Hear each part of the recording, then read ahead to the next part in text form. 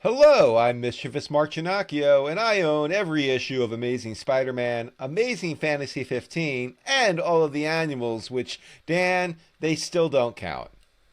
And I'm Dapper Dan Gavas, and I own every issue of Amazing Spider-Man, including the annuals, which I say definitely count. And I own every issue of Spider-Gwen, including all of the miniseries.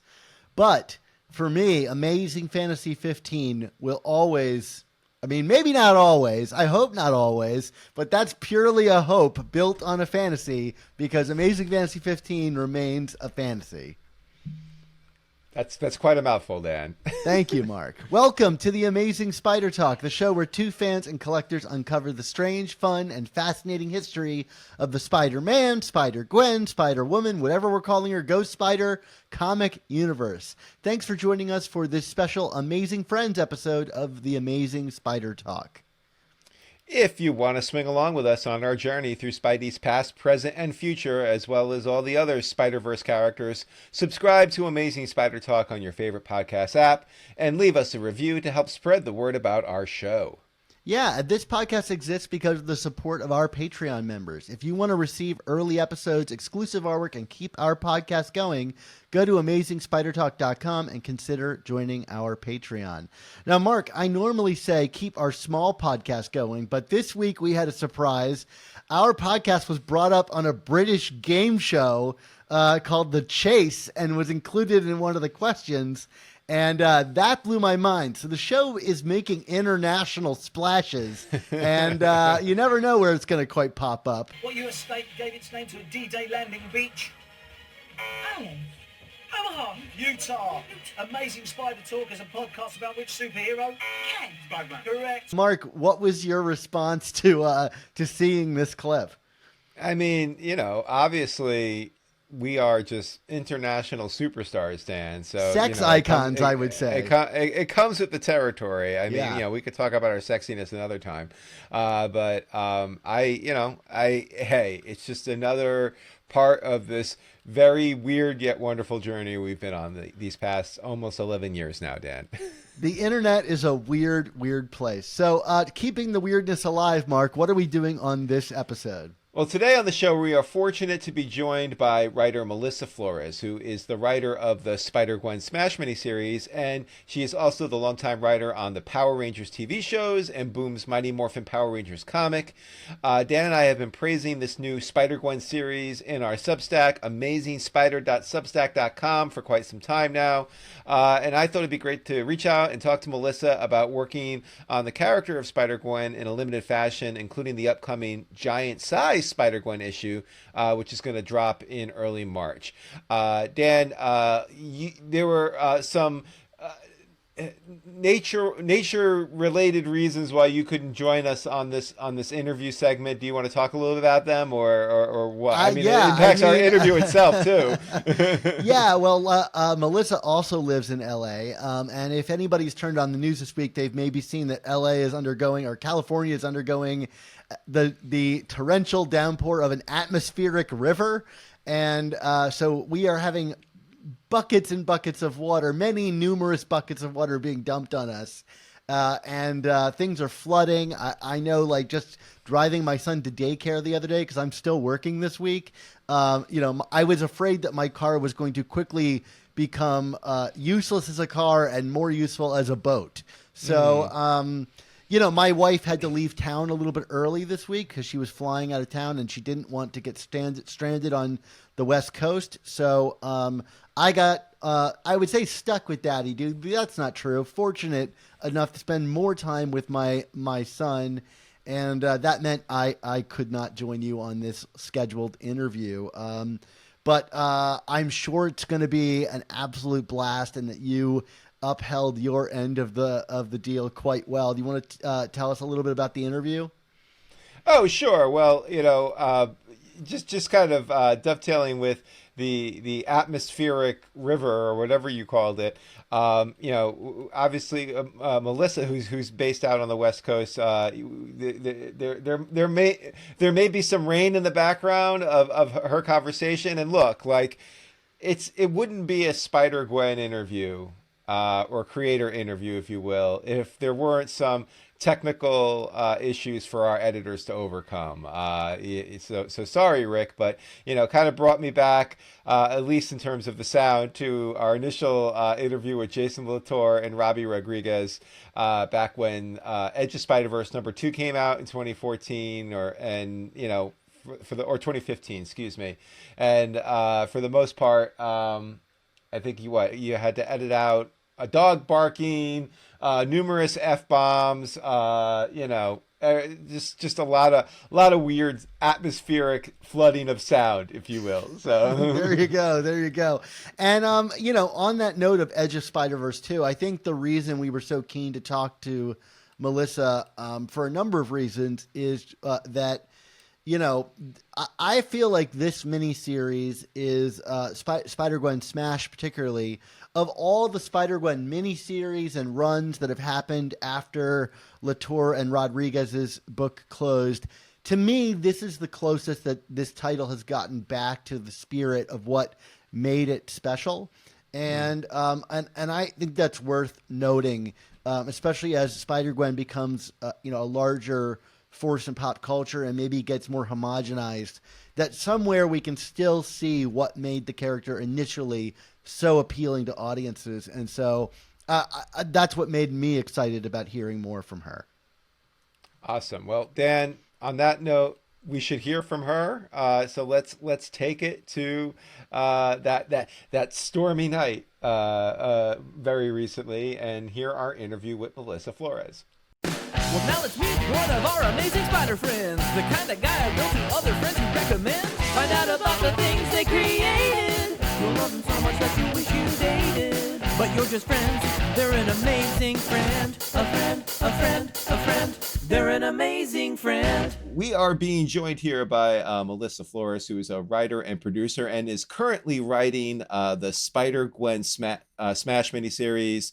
Melissa, thank you so much for joining us. Obviously, some of your other credits include you've been affiliated with the Power Rangers in various forms for 10 years. You have the independent creator series Dead Lucky for Image Comics, but we are a Spider-Man / Spider-Verse adjacent podcast, so we're going to ask you some questions about Spider-Gwen and obviously your background in comics here. So thank you so much for coming aboard. I talk about Power Rangers entirely too much, so well, we do. So this will be a nice change of pace. Not that I don't love Power Rangers, but I do talk a lot about Power Rangers. Well, we have a question for you about that in here too, so we'll you're more than welcome to ask it. I promise I will answer it. Awesome. Well, thank you. So, I mean, why don't we start though with the very present here, which is your Spider-Gwen Smash series. I mean, before we get into some of your background here, can you just walk us through how Spider-Gwen Smash came about, and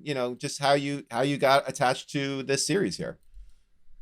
Yeah, I mean, as a comic book writer, I have to say I've been incredibly lucky. I got into comics.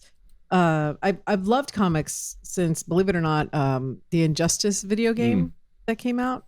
That's how I actually got into comics, because when I was a kid, I was obviously, one, a girl, and two, my dad is an immigrant, so he worked very hard, but there wasn't a lot of time for comic books and that sort of thing. And so when I got into comics and I through video games, I started watching DC's Injustice, or playing the video game, and the deluxe edition came with like the first issue of that series by Tom Taylor.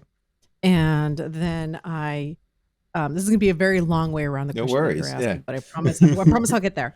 But anyways, I read that. I didn't realize, and this is how new I was to comics. At the time, I was like a kid. I was like, wait, where's the rest of it? This isn't the whole story. And so then that's how I ended up finding year 1 and year 2, reading those, and that kind of kicked off me reading comics. But I didn't really learn the craft until I started working on Power Rangers, and I was the development executive for Power Rangers, and I worked very closely with Boom Studios for Mighty Morphin Power Rangers. And so doing that, I got to know the writers, I got to know the process really, really well. And so when I started actually writing professionally, I started working on the Dead Lucky with Kyle Higgins for the Massiverse, Image, and through that, I also got Mighty Morphin Power Rangers through Boom Studios, who had read The Dead Lucky and liked it. And so it just so happened that, in every one of these projects, my previous work had kind of gotten somebody's attention. And that's the same thing that happened with Marvel. Sarah Burnshead, the incredible editor, saw my work on Dead Lucky and Power Rangers and Radiant Pink and offered me a spot in Women of Marvel last year. And so I got to do an Incredible America and Kate Bishop story. That was a lot of fun. And through that, Ellie Pyle, who's another amazing editor that's on the Spider-Man team, saw that and offered me an Echo miniseries for the Infinity app. And so I did that with her and MR Daniels, who is also an incredible editor there. And they must have really liked the experience, because then they offered me Spider-Gwen Smash. And it was one of those things where, like, here's the idea that we're thinking about. Like, it was one of those, like, hey, we just want a story about Gwen in her home dimension. And so I kind of just threw them a couple pitches, and that was the one that I really wanted to do. And thankfully that's the one they liked. That's awesome. So, and then it was just end go. Yes. So, in your kind of process of finding comics and these different, characters and universes, I mean, did you cross the Spider-Verse at all or anything? I mean, Oh yeah. I've always, like, the original run was always so incredible to me. I was one of those people that it meant a lot to, because, I loved Peter Parker.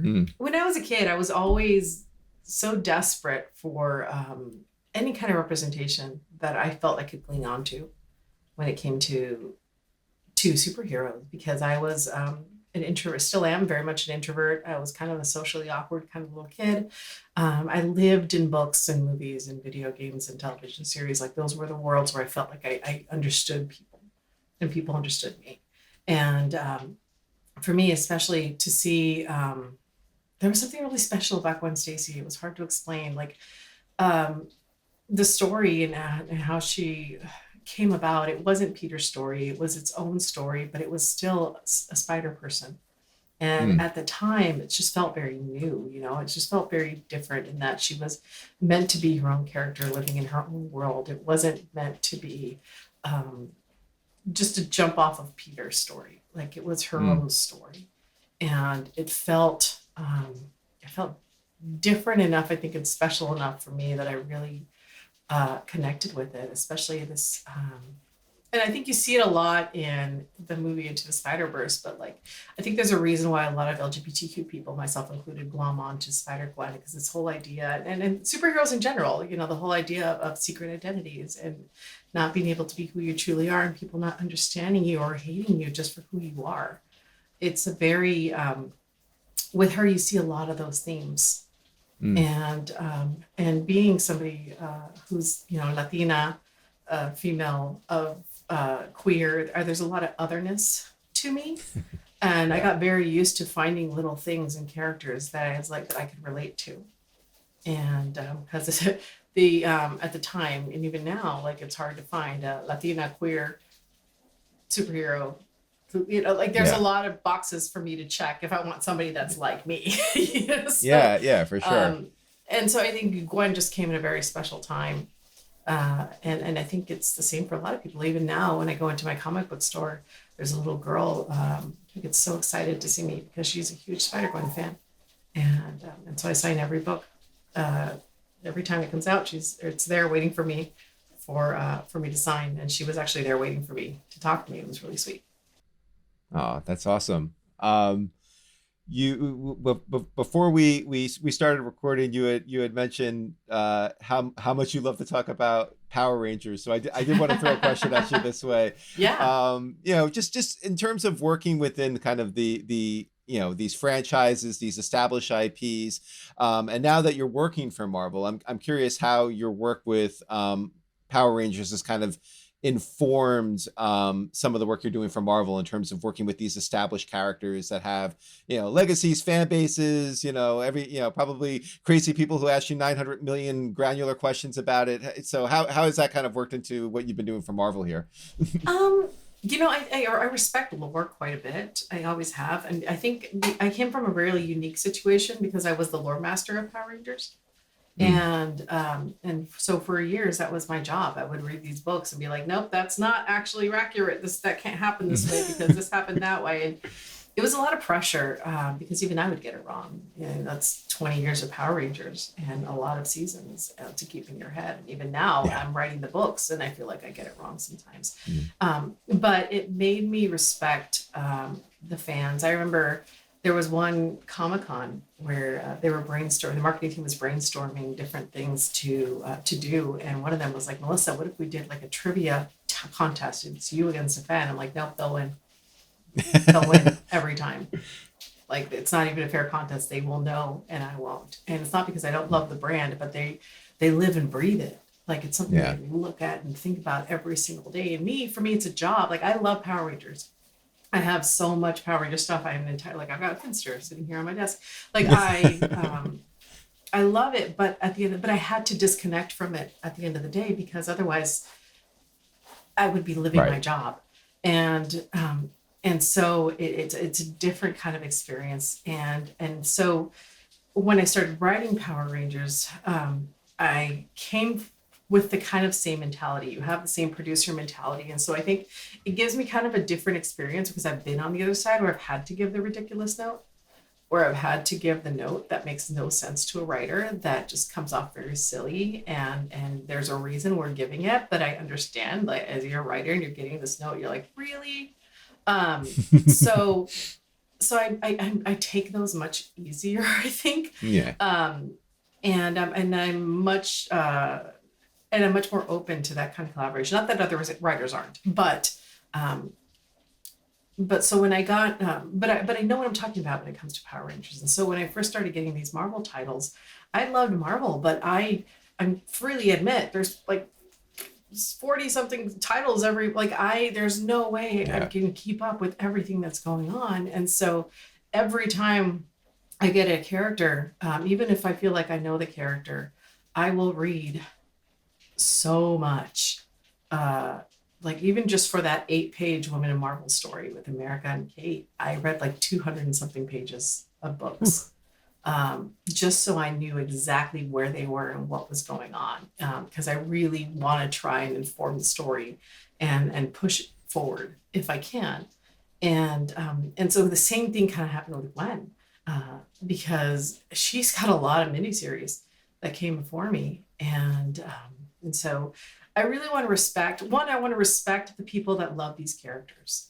I don't want to come on the thing and be like, okay, it's my show now, bitches. Like, that's not, these aren't my characters. I'm get to play in the sandbox, and I get that. It's an incredible honor for me, but these don't belong to me. They belong to Marvel.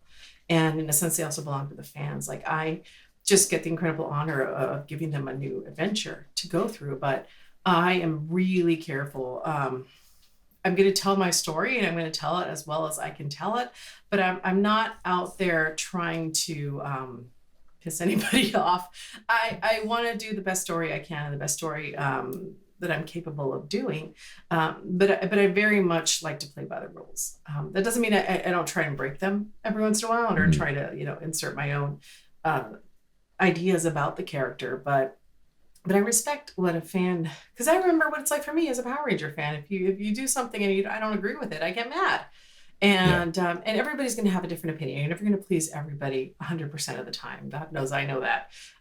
But I want people to at least feel the love of the characters, so that even if they don't necessarily agree with the story I'm telling, maybe they'll at least understand that it comes from a place of love and not from a I know better than you kind of place. It's more just, hey, this is where I feel like I want to take the character, not this is what I want to do and suck it, Right.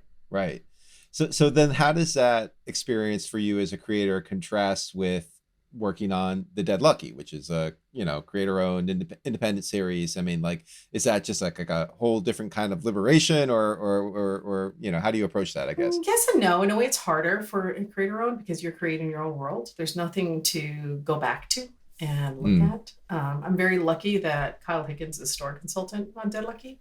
So at the very beginning, he was much more involved in helping me world build and help me tell the story. And so the last few issues, he hasn't really done much, but just having him there as a resource and talking him through has been really helpful. There's I have an incredible editor named Michael, and he gives me incredible notes.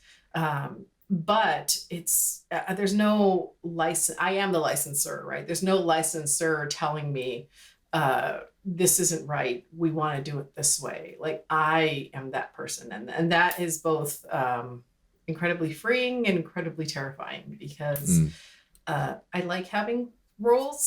But having to set them my own, it's a different kind of experience.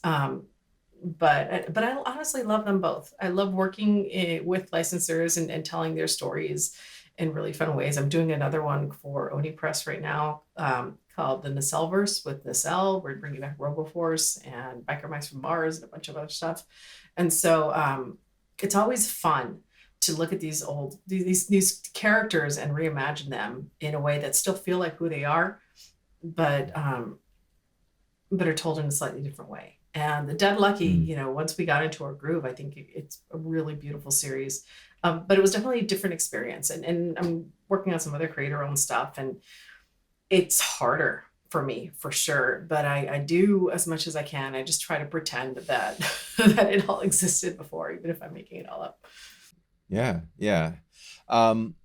So with Spider-Gwen, I mean, you alluded to it a few minutes ago, the just the sheer amount of content that exists with this character, even just over the last 10 years or so.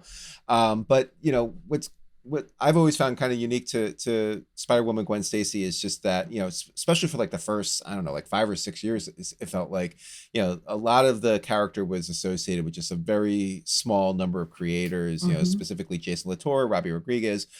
So, now that you're, one of the newer creators to tackle the character, I mean, do you feel like any obligation to kind of honor those initial stylings and storytelling devices of those creators? Or are you just like, I mean, I know you said, already that you're not like, this is my world now, but like at the same time, do you look back and feel like, well, I gotta throw a nod to that, or do you just say, that's not for me, I'm gonna just take it where I need to take it? No, for me, those original runs are very special to me. Even the stuff that's come through recently, the Mary Jane Carnage stuff, the Sue Storm stuff, like there's little nods to all those little bits in the book because I respect those runs. I mean, she's such an interesting runway, and where she's been and where she's going. And I think for me, I was very lucky in that I got to keep her in Earth 65. I didn't have to worry about all the other dimensions. Literally, the point was character development. And so I got to have these beautiful moments with her father, and I got to have these relationship issues with Mary Jane and have her forge new relationships with Dazzler and Black Widow. And for me, it was keeping all of those runs in mind, but also being able to tell a much more insular story that is about her helping Dazzler, who's getting stalked. And when you break it down like that, it becomes much easier to try and get back to who the character was, while still adding my own little bits of, Gwenness to it and how I see the character. But I was definitely always very affected by everybody that came before me. And, I do that with my Mighty Morphin Power Rangers run too. Like, writing isn't easy. And so I never want to throw anything away. I always want to try, if I can, to sometimes unintentionally I might accidentally do something, but I always really try to honor everybody that wrote before me, because those are important people, especially the OGs. I'm gonna follow up on something you just said about who is Spider-Gwen to you, because it's interesting. When the character was first put forward, it did feel kind of a bit of like a what if story, Yeah. like not even just like what if Gwen Stacy had lived, but also what if Gwen Stacy lived and become Spider-Woman. We it feels like in more recent years, the character has kind of been more of like this every person character. So from your standpoint, who is Earth 65 Gwen? Like how would you identify her, or are you still figuring that out? No, I think she's at this point, I think she doesn't know who she is. Yeah. And that's what I'm playing with her. I think when we started her, she was very much this angst-filled punk who was in a rock band and had this really crazy, terrible thing happen to her, and all of a sudden everything she thought she knew just got ripped away from her. And I don't know if she's ever really had a second to breathe. And ever had a second to really feel like she could understand who she is, because she's not who she was. She's not that angsty goth punk person anymore, because she's experienced so much from that has like opened up her world, literally, sent her to different dimensions. She's been to jail. Like the teen angsty point of Gwen is over now. She's a woman. And Yeah. I don't think she's ever had a chance to sit down and understand what that means in terms of Earth 65. Because I think in her mind, if she just goes back to being that drummer in the band, then that's good, right? Because that tells her she has not, like, everything's the way it used to be. It's cool. Right. But you can't do that. You can't go back. You can't. Yeah. You've changed. Mary Jane has changed. The world has changed. And that's kind of what this run is a little bit, or this miniseries is about. It's about her realizing that her home doesn't feel like home, and her making little tiny steps to make it that way, to make her feel a little more comfortable in the world that she is supposed to call her home dimension. And she hasn't really been there very much in the past few miniseries. And so I kind of love this idea that she's literally like, and I play with it a little bit in The Dead Lucky too, where you come home to a place expecting it to be the same, and it's not. And now you're the one that has to change. You're the one that has to understand, hey, I'm not the girl in the band. I'm Ghost Spider. And that's never going to change. That's who I am. And even if I gave up the Ghost Spider powers tomorrow, that doesn't change what they made me. And you see that development with her. You see it with Mary Jane, even with Glory a little bit, where they're just like, okay, we can't just pretend that these last few years didn't exist. We have to, if we're going to stay together, if we're going to stay friends, if we're going to work this out, we're going to have to figure out a new way to do this. We can't just keep complaining that you're running off and being Ghost Spider. Like, we have to figure this out. Yeah. And unfortunately, there's not a lot of time to do that because they're on tour and Hulk keeps smashing things. Exactly. So, and she's meeting comics. people. Yeah. You referenced earlier the Into the Spider-Verse movie. So I especially when it comes to, Gwen Stacy with that, I mean, like, obviously, as popular as she was in the comics, these movies have kind of like elevated her to a whole new realm in terms of, pop culture and whatnot. So, like, as a creator, does that factor into how you're approaching things in the comics? Does it add pressure to you, just this popularity of the character outside of the comics? I mean, or again, do you just kind of like blot that out and do what you got to do within the realm of the 24 pages you got to, or 22 pages, whatever it is these days, that you get to write it in? Yeah, I think for me, when I first got the news I was doing Spider-Gwen was when it was still in theaters. So I went and watched it that night. And I just remember Haley is just such an incredible voice actor. Like, she inhabits that role so well, and that performance, and the animation is so beautiful. I think they bring a depth to the character in a different way that I think enhances what's already in the books. But it's a different character. She's lived a different life and she's had different experiences. So as much as I loved that character, I don't associate that character with the character in the books, if that makes sense. Yeah. It's almost like the America Chavez in the MCU is not the America Chavez that exists in the book. They're very different. They have very different experiences. They're very different ages. It's a very different character. And so the one thing that informed it was her love of music. Like I really thought they did that beautifully. Really like honing in on how music can save you and ground you and keep you sane. And I took that part of her and definitely put that in this book. I was just about to ask you the music. I mean, like it's such a pronounced element through these first few issues of the series. So, yeah, can you just walk us through that choice a bit? I mean, do you have a musical background? I'm always kind of curious by those who write so pronounced about music.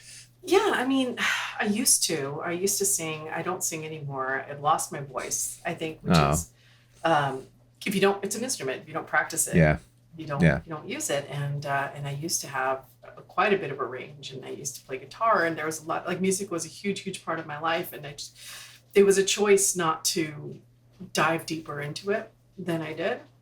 And I think a part of me mourns that because it still informs everything I do. Like every story I write has a playlist attached to it.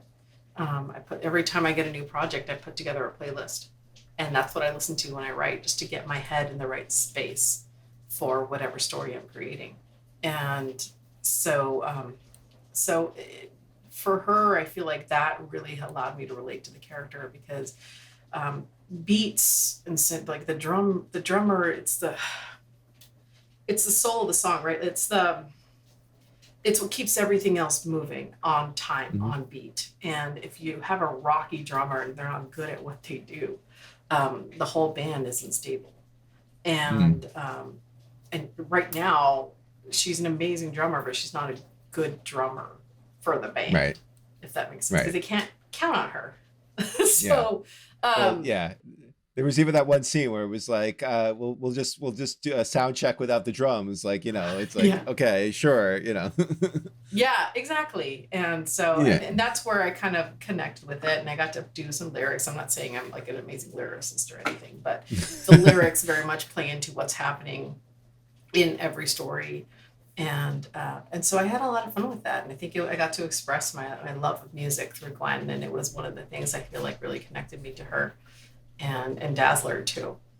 So in terms of the the alt timeline or dimension or however you want to term it, I mean, does working within an alternative universe like this, is that a freeing element for you, or is it something more restrictive because you have these established characters, but you in some instances you could take them in these very wild directions, and you can bring in someone like Dazzler and do something different than what the quote main universe Dazzler is. But then there's also this element of like, will the fans accept it? Because if it's too different, they may not. I mean, so how does that work for you in terms of doing a series like this? It's so interesting because I purposely did not read for Dazzler, for Lila, for Rick.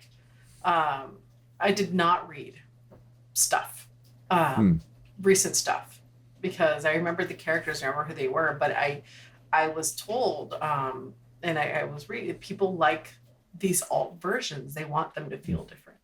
And so I don't think I went too far like out of the lines, but I definitely did not, I purposely did not, like they're not informed by these experiences, so I need to not pay so much attention to them.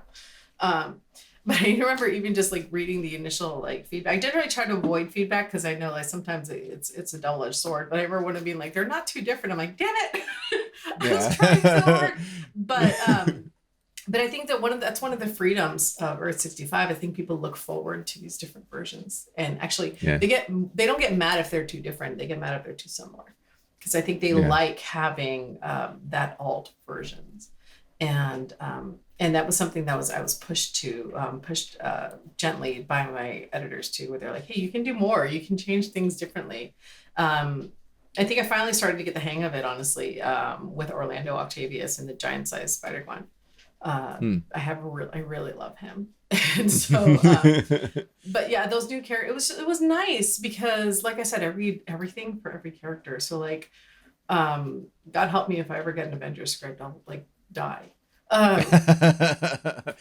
Or X-Men. I'm always intimidated by X-Men. It's like, what is, I can't even keep up. I don't understand that. Like, I understand why these amazing writers have been on these books for so long, because I cannot imagine having the knowledge in your head to come up like, right. It's terrifying. So for me, it was freeing to be having these alt characters in these new universe, because I can invent their story. And so it was much more quieter and homier, and it's just these kids in London who started a band and just happened to be mutants. And so right. A lot of fun. Now Marvel, I mean, to that note, Marvel recently announced that Gwen would be joining, I guess, the 616 universe for good following this. So like, did you know about this going into this project? And is that kind of, without spoiling anything, is that kind of what has kind of informed this idea of Gwen expressing that she feels like she doesn't fit into this universe anymore? Or, again, I don't want you to reveal too much, but I'm curious how these things are intertwined in any kind of way. You know what? I did not know that until it was announced. So, yeah. But that's the reality of this world, right? This characters don't belong to you; they belong to Marvel, and Marvel ultimately gets to decide what's best for them. But I think for me, I knew I was doing a miniseries, and I got the incredible opportunity to do the one shot as well, to be able to tie up those loose ends. And for me, that was all I wanted. And for me, the goal is continually, like, even if she leaves Earth 65, I want to make people mad that she left it. Like, I want to eventually. Stephanie Smash is going to do an amazing job with the run. I'm very excited to read it, and I want to see what she does with Gwen. But I also want people to kind of miss Earth 65 a little bit. I want there to be new opportunities that hopefully new authors down the line will want to come back to, and kind of open up that world a little bit, and so that we seed it with characters that people are going to want to eventually come back and play with. That was my goal. I'm hoping that this story will give her enough of a bit of a closure, especially with her relationship with Mary Jane, that will allow her to feel like she can move on to 616. But truly, that's up to Stephanie, and I respect that process, and I'm excited to see what she does with it. Again, these are licensed books, so I'm just excited every time I get to do something. So. Yeah, for sure. I mean, with that in mind, I mean, do you feel that like there is anything that in kind of moving Gwen out of her own pocket universe into the quote unquote main one, do you feel like does that diminish the uniqueness of the character at all? I mean, is it kind of, I mean, how do you think about that at all or any way? Or is it just like, I mean, it's all about how the creator. Yeah. I mean, again, it's Marvel's character, and they do what they want to do with it. They probably have their own reasons for wanting to move her to 616. And so who am I to say what's better and what's worse? Yeah. As a fan, it made me a little sad to see it, because again, I had, my goal had always been to, I was lucky and excited that I got to stay in 65 and develop that world and change it up a little bit. And so it did bum me out a little bit that she was going to leave it after I had done all this work to make it feel a little bigger. But I don't know what they have planned. Like, they might have something really cool for her. The only thing that would probably make me really sad is if they blew up at 65 when she left. Right. Like, my babies. Yeah, right. But I mean, who am I to say? Truly, like, I can say as a fan that it bummed me out. But I think Stephanie Smash is an amazing writer, and I'm sure that they have a really cool story that they're going to take her on. Do I want to see them eventually bring her back to Earth 65? Absolutely, and I hope they do. Yeah. I know earlier you talked about kind of how you related to Gwen. I mean, is there anyone else from the Spider-Verse, if you will, that you're itching to take a crack at as a creator? Oh, yes, but I don't know if I can say. Oh, okay. I was gonna say, do you want to do like hand signals or something, or no? It's fine.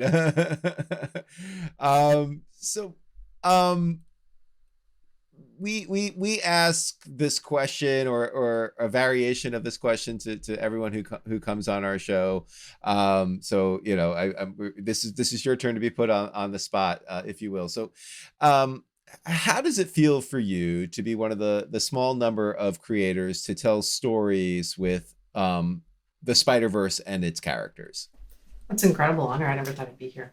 I never ever thought I'd be here. I mean, I was at LA Comic Con and I got to sit on the stage with, with Dan Slott, and like an incredible, like every single person that I was sitting with was a legend. And here am I with my little miniseries, and I just felt so small, but so honored to be there with Zig and with all these incredible creators who were literally are like royalty to me.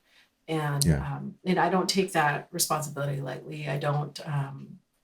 I think it is a privilege, and I'm so. I make it my mission to make every experience I have working with Marvel hopefully a good one, so that I, eventually hopefully can do something else. But even if I've done nothing else, if I do nothing else, I got to write America Chavez, who as a queer Latina is like my like.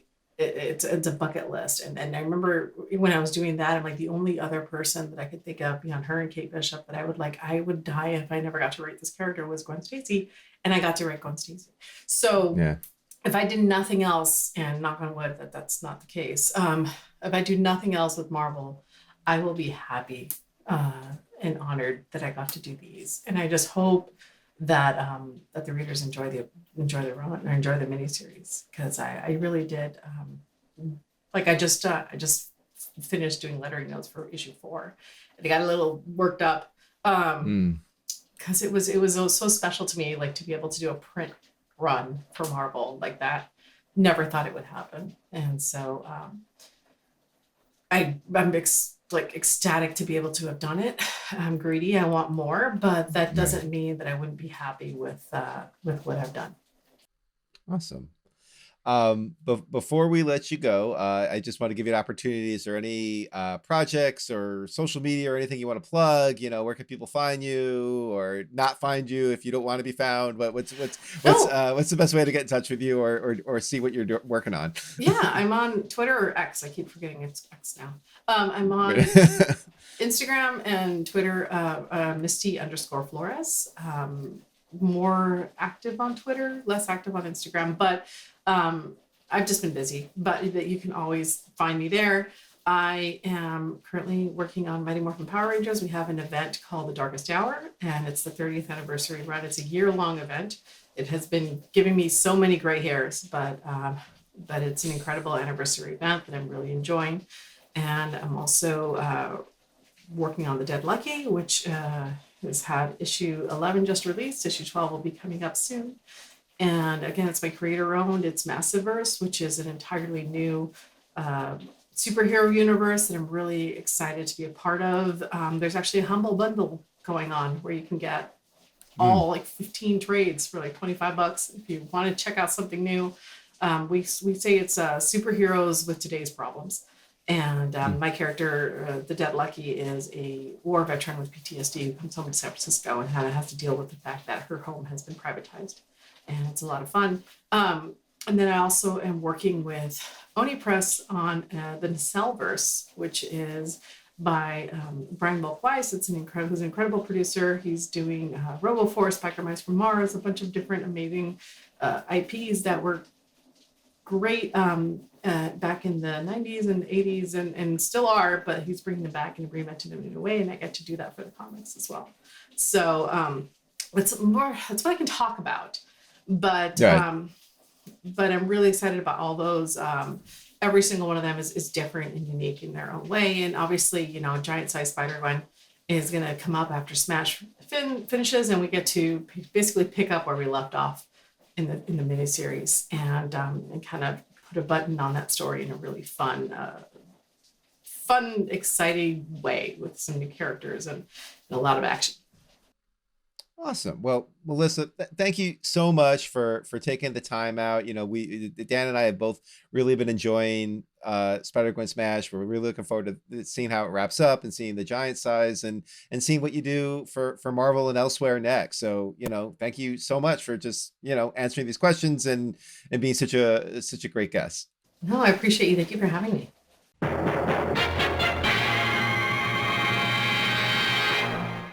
All right, Dan. Well, I thought that was a really cool interview.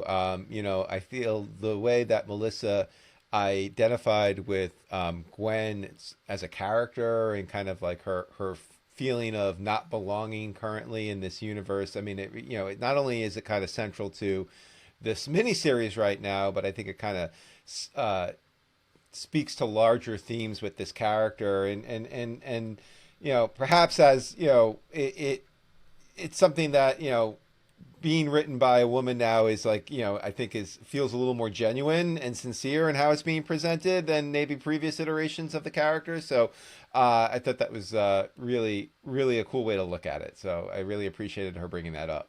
Yeah, and that's what's so exciting about bringing new voices, you know, into the fold at Marvel. You know, it can really get you is like a new perspective that they can provide, and I think it's definitely elevated this book. I know that immediately those themes jumped out at me, you know, and made this a title that was one that I was, you know, eager to pick up and read, just because like there did seem to be a core central idea and thematic at play here, and not just like more team ups across the multiverse. This was a very personal story, and if it's the last one we get in Earth 65, I mean, frankly, I don't want to see Earth 65 go. But if it is, I'm glad it went out with a book that like is clearly trying to say something about Gwen's character and the world that she is a part of. So thank you, Mark, for conducting that interview. And thank you for Melissa for joining us and talking about her work on the Spider-Gwen comic.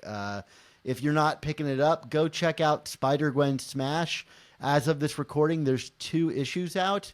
I believe it runs for 4 issues and then wraps up before the title relaunches. But you know, I think you should be able to find them just about anywhere, and I don't think you'll be displeased. All right. Well, with that said, it is that time for all good things to come to an end, Dan. So we want to say thank you to you, the listeners and viewers, for tuning into this episode of Amazing Spider Talk. And of course, an extra special thank you to Melissa Flores for coming to talk to us about Spider-Gwen Smash. Like Dan said, check out those latest issues wherever you get your comics. Yeah, this podcast exists because of listener support on Patreon. For only $3.99 a month, you can help support our show's existence while getting early episodes, including these reviews, the same week the comics release, exclusive artwork, and a ton of other bonuses. Plus, thank you to everyone who already supports us and the work that we do, and an extended special thanks to our news contributors, Devin Coleman and John Casillo. Dan and I really want to increase all the awesome work that we do in 2024, including even more interviews with modern creators like Melissa. So if you are already a patron or want to become one, please help us to meet our goals and make this a better podcast by considering supporting our show. Just go to amazingspidertalk.com and click on the big Patreon button to get started. Plus, don't forget to subscribe to our Amazing Spider Talk Substack. This week, we're covering all of Gang War in our Substack, and we're doing a discussion of the state of Mary Jane in Spider-Man comics. Ooh, boy, Mark. Controversy ignited. That's amazingspider.substack.com. So, Mark, until we're invited to join in on Taylor Swift's next world tour, what's our motto? With great podcasts, there must also be Travis Kelce. Wait, no. Must also come the Amazing Spider Talk.